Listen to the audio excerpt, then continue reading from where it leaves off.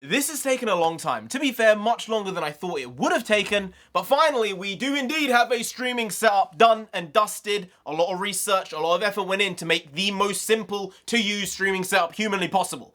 And I've done it. We got a mic. I will put the link in the description down below because even though it's plug in and play, it's apparently very, very good for what it does. Then we got the PS5 camera. It's not that great, but it's what it is, and it meant that I didn't need to get a capture card, OBS, all these behind-the-scenes streaming software.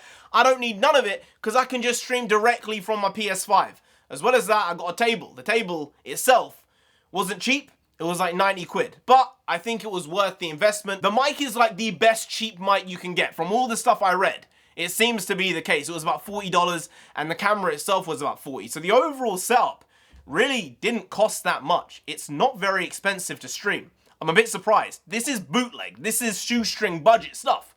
But Hogwarts Legacy tonight, and that's just how it goes. But gotta do the fact. Gotta do what's going on today with the fact of the day. Page number 79. Fact number 1, because then it adds to 80, and I'm a sucker for round numbers, and I like my maths. Some people don't like maths. I don't love maths. I used to love maths when I was an idiot. Now, it's like, okay, cool. I'm glad I can add. I'm glad I can divide and subtract and multiply and square root and square and look at graphs and understand what's going on. But generally, don't mess with that shit.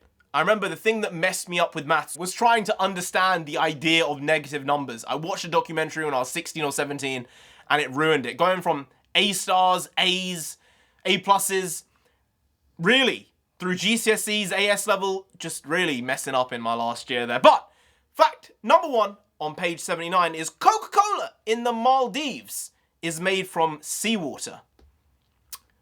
Ooh, I guess you shouldn't drink too much of it because then you'll get dehydrated. But at the same time, you add a bit of salt to some sweet, it kind of brings out the sweetness, makes it taste a little more spicy. So I'm behind it, but only if it doesn't dehydrate you too much, because if it's been doing that type of work, I don't want that. I already don't drink enough water, so that would mess me up.